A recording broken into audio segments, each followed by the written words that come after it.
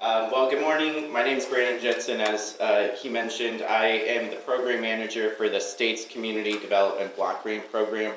I will warn you right now, I am a huge policy nerd, and I only have 15 minutes to talk about one of the most complex regulatory programs in the nation. So I'm going to do my best to keep it at a high level, and I'm really trying to demonstrate to you what's possible whenever local, state, and federal government are all aligned and working towards the same goal. And that's what Deke had mentioned earlier when he said we need to imagine what we can do when we do it together.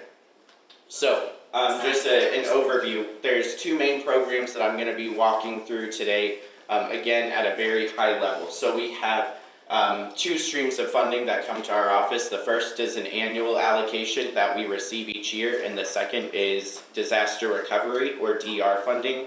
That is a one-time allocation. So I'm going to walk through the types of programs that we do offer or have offered in the past under each of those programs, and then talk about how you can help shape the way that we're using our funds at the state.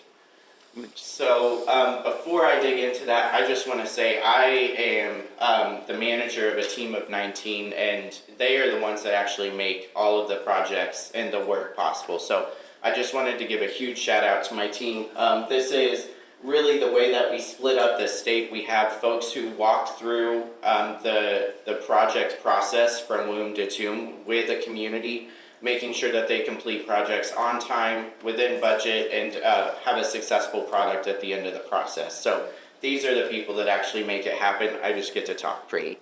Oh, thank you. So I'm going to talk briefly about the differences between annual and DR. So the annual program was established back in 1974. This was the combination of a bunch of different federal funding sources being packaged up into a block grant, so that communities could have as flexible of a funding resource as possible in terms of what they needed to fund to address their local community needs. I'm not going to walk through the regulations, but the regulations for the state program are located at 24 CFR 570 subpart I. I can say that in my sleep. The reason I say that is because after me, you're going to hear from the beloved Bob Jones, and he's going to be talking about the city's CDBG and home programs, and those are guided under very similar but slightly different set of regulations. Regardless, the important thing to remember is that our funds start with the U.S. Department of Housing and Urban Development, so they receive an allocation from Congress each year, and then they use a really complicated formula to figure out how to disperse that funding to cities, counties, and state entities, who then use those funds to make grants that address local community needs.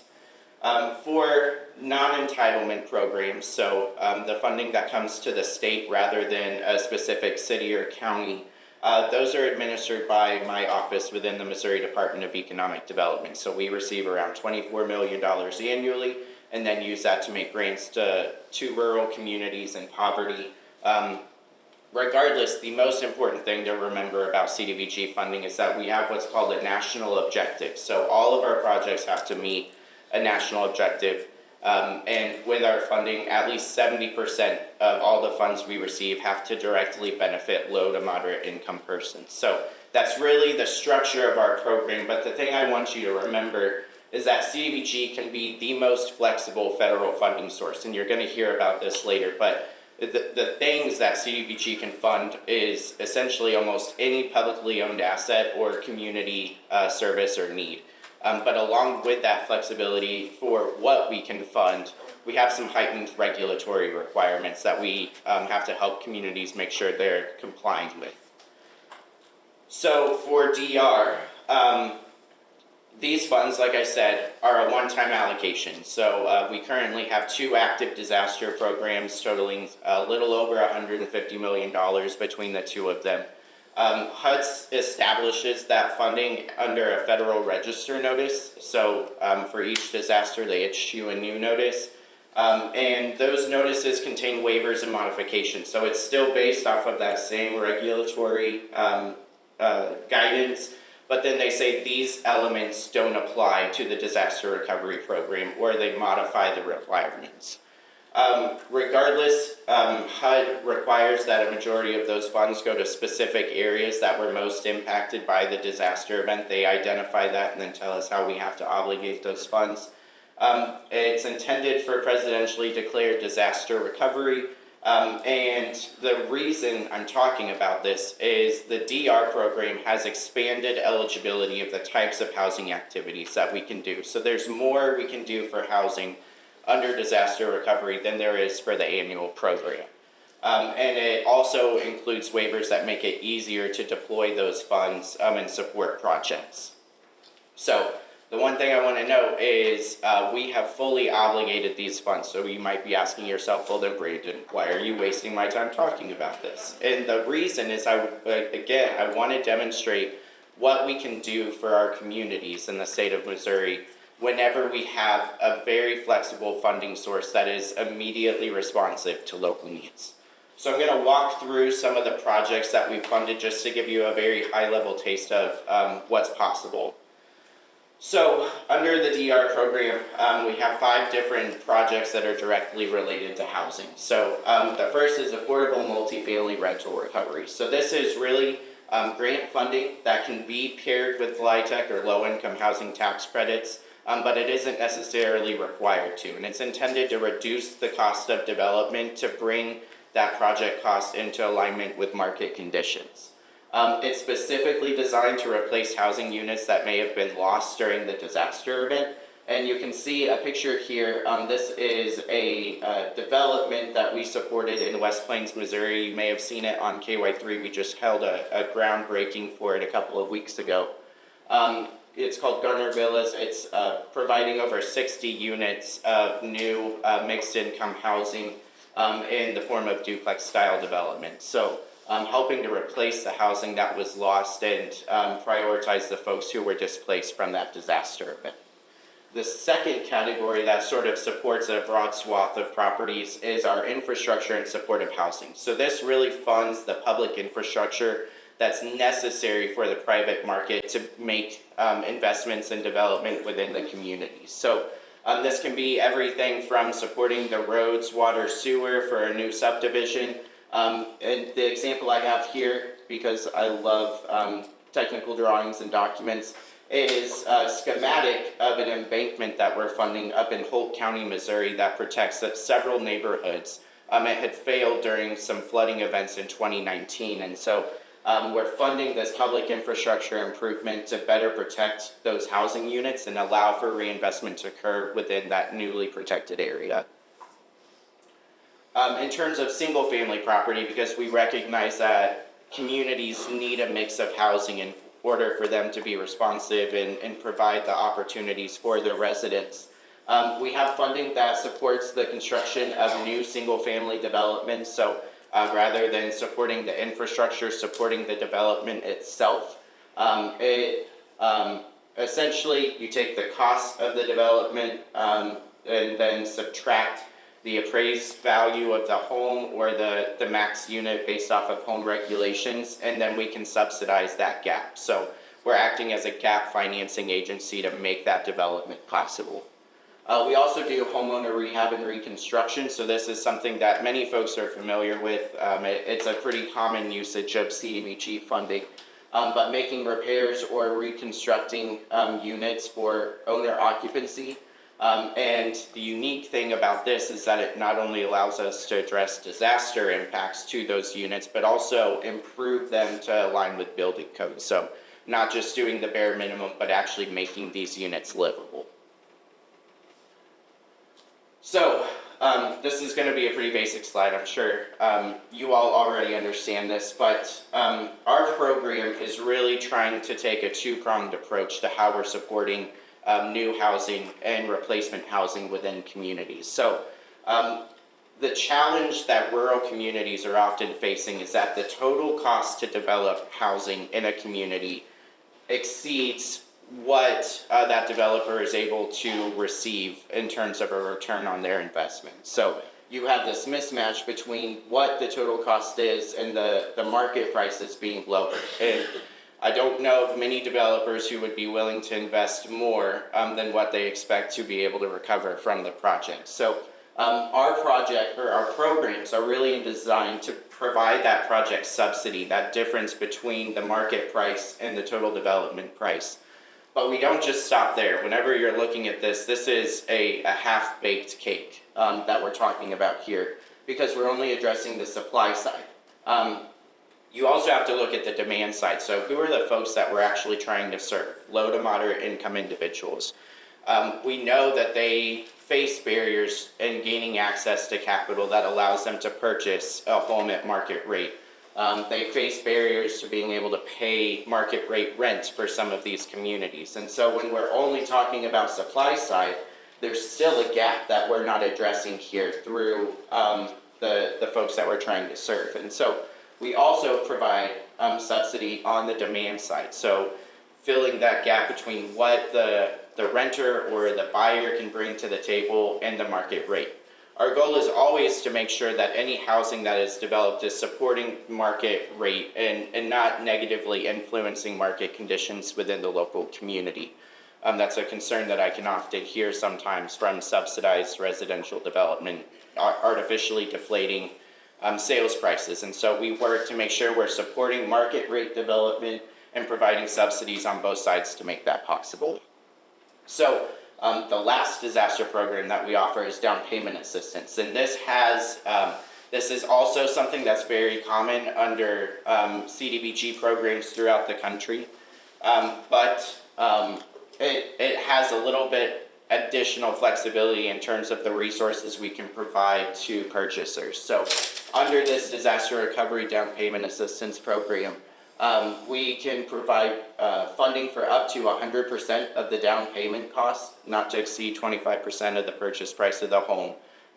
We saw some examples in the past where the down payment turned out to be 75% of the home purchase price. And they're like, that doesn't quite pass muster, folks. So trying to provide funding upfront to make this possible, and then also covering the closing costs so that the developer and the purchaser are able to come to the table with resources that actually make the transaction possible. And again, I noted that this is eligible under the CDBG program, but with a few different restrictions. So now I'm going to talk about the annual program, and I'm going to have a caveat here that our state currently does not offer any housing programs directly. But I want to talk about what's possible under our regulations and make sure that you all understand what we could do moving forward, and then finally leave you with the tools to see that change come to fruition in our state. So programs that we have previously offered at DED, but no longer do. The first is infrastructure for greenfield residential development. So this is working with rural communities. And when I say rural, I mean any community that's got a population of less than 50,000 or a county with a population of less than 200,000. So we provided funding that would support the road, water, sewer infrastructure to serve a new residential subdivision. With that, the developer had to make sure that at least 51% of those units were either rented or sold to LMI qualifying families and households. That created a bit of a challenge for developers and for communities trying to pull together that documentation for each of their potential home buyers or each of their potential renters. With greenfield development, this is federal funding, so you have to comply with NEPA, and that brings some heightened environmental considerations for projects. But ultimately, this requires a strong public-private partnership, and I think that's consistent across all of the programs that we've talked about. There is never going to be enough local, state, or federal funding to address the housing crisis that our communities are facing. It requires a partnership with the private development community to make this possible. The other program that we offered is rehabilitation and home modification. So that's very similar to what I was talking about previously. Some of the challenges we saw specifically for rural communities is the scope of work could be a moving target for some of these homeowners on exactly what they were wanting or needing to see done. And then just being able to coordinate with contractors, especially moving outside of the denser urban centers. It's really difficult to get contractors or bidders for some of these projects. The sort of final consideration, really the main reason that these programs are no longer existent with Missouri DED is the fact that there are other funding sources that are available. So Missouri Housing Development Commission, the USDA Rural Development Divisions all offer housing programs. And so several years ago, the agencies had sat down together and said, is it the best use of CDBG funding when we have clear infrastructure and slum and blight needs throughout the state to be funding housing? And so we had stepped back from that. But I think, at least from my perspective, it's becoming increasingly apparent that even with these resources, it's not enough to support the needed residential development in rural communities. And so it's been my goal to engage with folks to understand what the needs are, and then give you guys the tool to see if any of these programs speak to you and are something that are needed for your community. Tell you how to do that. Some other eligible housing activities that are allowed under our regulations. We can fund acquisition of property, site clearance and preparation, engineering and final design, including architectural design, any of those related infrastructure improvements. There are many ways that we can support the residential development, reducing the cost to bring it in alignment with market, and expand the types of projects that can be done. There's also some flexibility, especially if you're a community-based development organization. If you don't know what that means, you are not one, but you can come and talk to me, and I can talk to you about what that process looks like. So the final thing that I'm going to touch on, I've told you about all the things that we've done in the past and some of the things we can do in the future, but housing is not something that we're going to be able to do unless we get feedback from our communities that it's impossible, or that it is necessary for communities. It's never impossible to do housing. I'm going to walk that one right back. So I'm going to just very briefly talk about the structure and let you know where your opportunities to get involved are. So everything within HUD funding is based off of the Code of Federal Regulations. So this is the very first thing that we look to when we're considering offering a new program or resource for communities. After that, we have state regulations, which are thankfully pretty light for our program. They really just guide like procurement activities and that sort of thing. But then the planning process is the first time that you really get that opportunity to provide feedback to the state and change the types of programs that we offer. So the consolidated plan is a 5-year planning document. Our next one is due in 2027. And that's really the time that we can make wholesale change to the program through really targeted public involvement. We can add new activities like housing or some of the other programs that I talked about. And then we use our annual action plans each year to say, okay, here's how we're actually going to do this big thing that we said we were going to in the consolidated plan. After that, we have the policies and guidelines that my office develops. We're always willing to be flexible in how we establish those policies, being responsive to what folks are actually seeing on the ground when they're carrying out their projects. Again, going back to my team's commitment to making sure projects are successful on time and within budget. And then finally, the projects themselves. So you can see as we go up this pyramid, there's increasing local control for you as a representative of your community to bring funds to the table that are responsive to the needs that you have. So some ways to get involved. You can first shape the programs that are offered by my office. So later this month, in November, we're not quite there yet, we'll be releasing a survey asking folks to provide feedback on how we should be allocating our resources among the programs we currently offer, as well as some of these that folks might be interested in us offering in the future. And then in 2027, we'll be doing, like I said, really targeted outreach. So I would love for you to get involved now so we can make sure that you have a seat at the table whenever we go through that consolidated planning process in 27. And then explore opportunities for funding. So we have a really easy to navigate website that lists all of our opportunities to apply. And then you can always contact our office, and I put our contact information here.